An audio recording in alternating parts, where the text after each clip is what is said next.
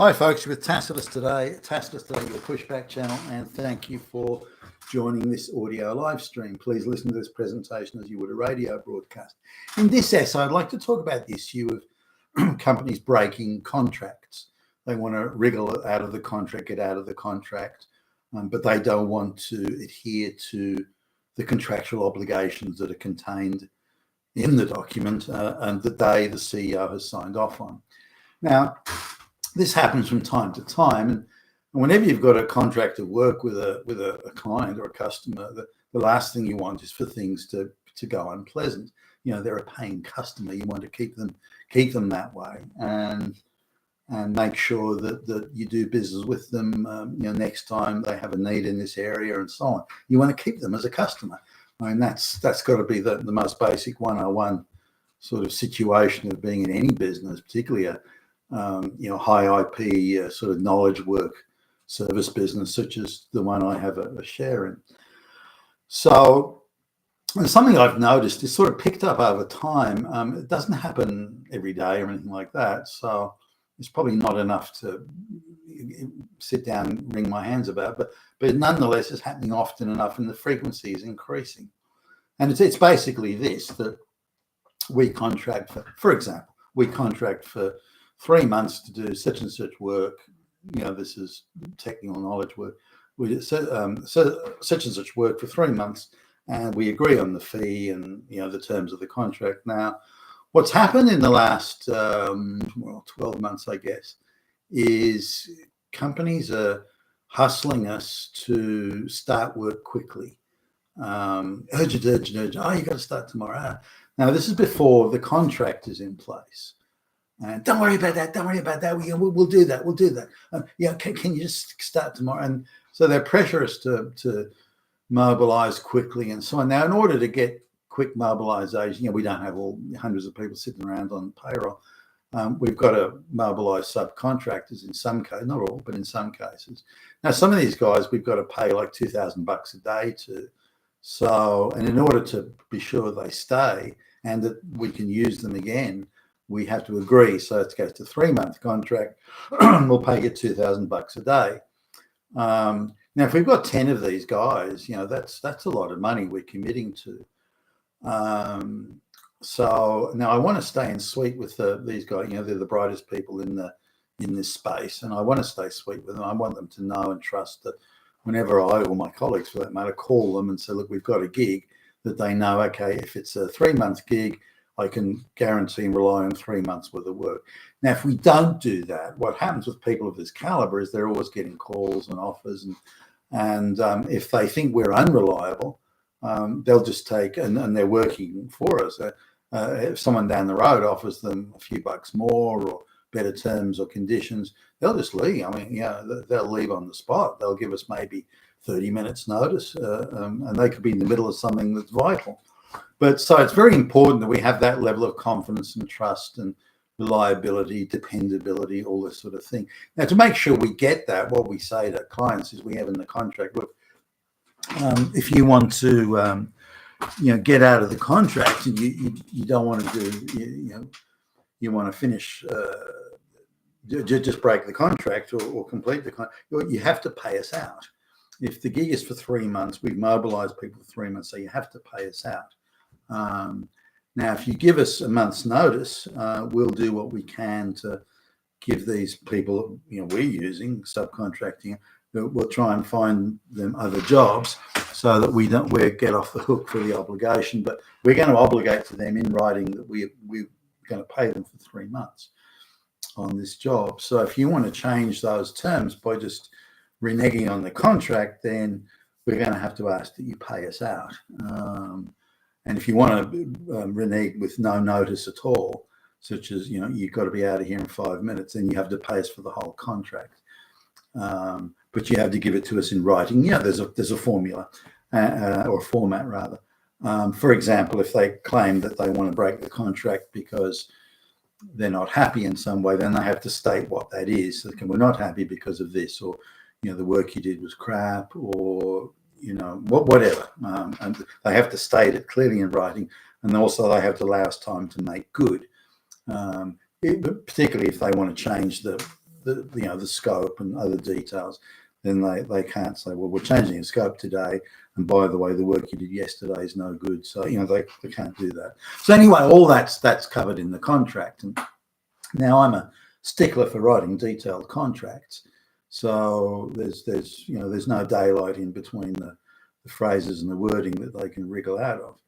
But what we're finding is that clients are, say, a 3-month gig, for example, a couple of weeks into the gig, they want to get out of the contract. And I said, well, fine, you want to get out of the contract, no problem with that.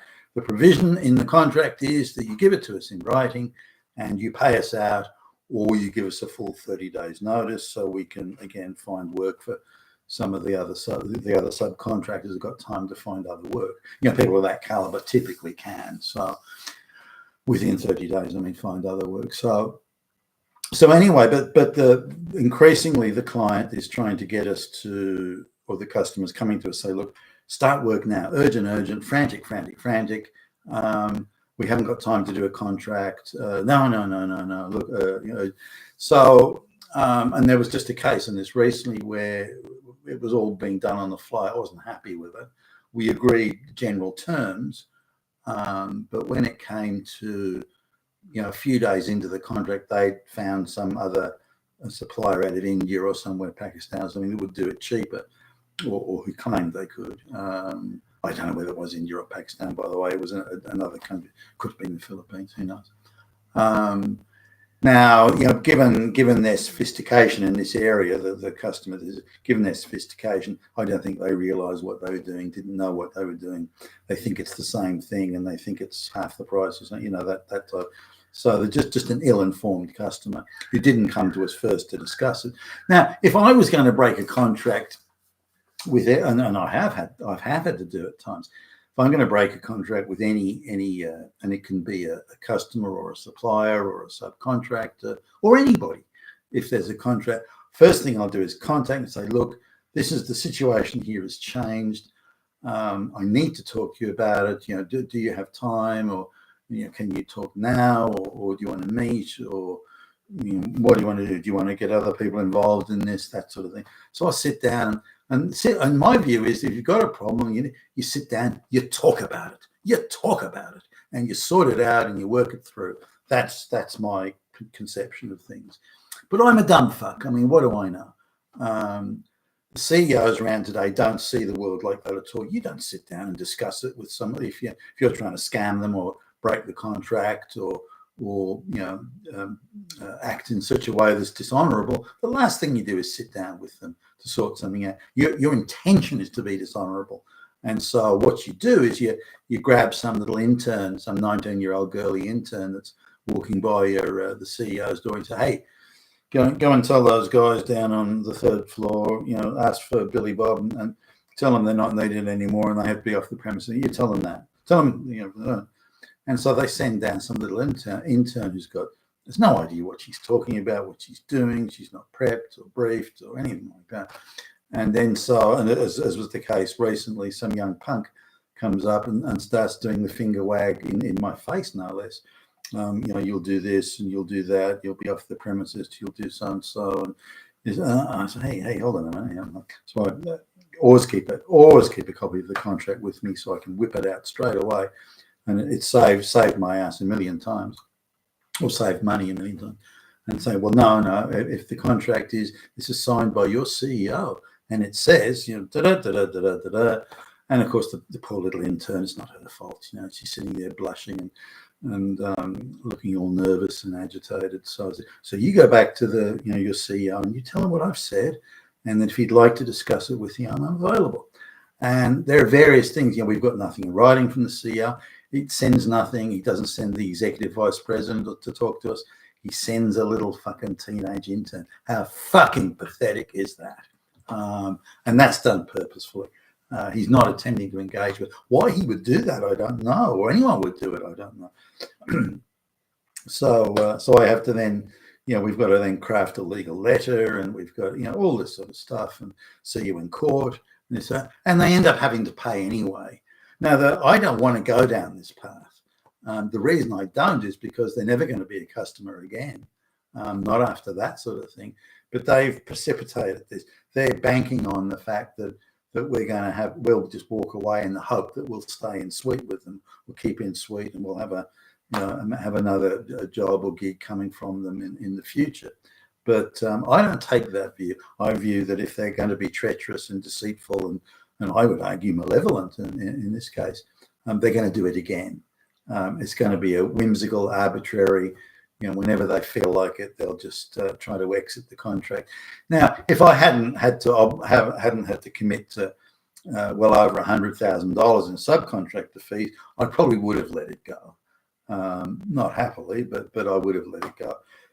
But in this instance, I've committed to my partners and I have committed to well over $100,000 worth of subcontractor fees, and we could be up for all of that if we just walk away without payment.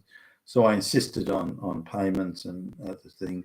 Then the legal letters begin, and they've got no chance. I mean, they're going to lose hands down in court. They'll be up for all sorts of legal fees as well as their own. So they pay us out. Or we cut a deal.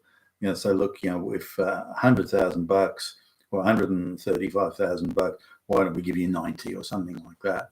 And I'll go to the subcontractors and see which of them can get other work, and so I'm not obligated, because if they get other work, I'm not obligated to pay them, obviously. So some can, some don't, some get straight away, some a little week or two later.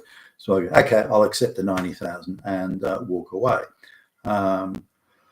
Chances are, there won't be much left on the table after I paid everyone out, but at least I'm not on the hook for big bucks for those subcontractors. But I wonder why this is picking up. Why the number of dishonourable, they've signed the fucking contract, for Christ's sakes. Why the number of dishonourable CEOs is increasing? Are they, at times getting particularly tight, and the bottom line so tight and so skinny that they have to find any scam they can to get out of paying what they're legally obligated to pay as per the contract?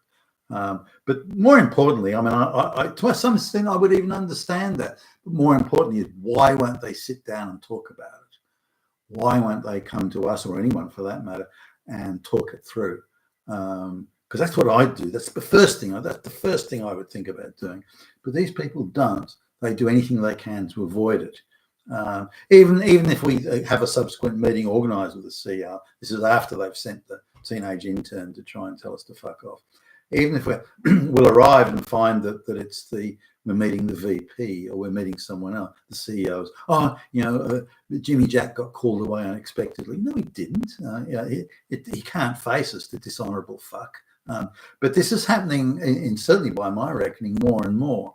And I wonder why, because it's so contrary to sound and good, prudent business practice. If you've got something you want to sort, you sit down and you talk about it. But these people seem incapable of doing that. And again, I wonder why. You've been with Tacitus today, your pushback channel, and thank you for listening.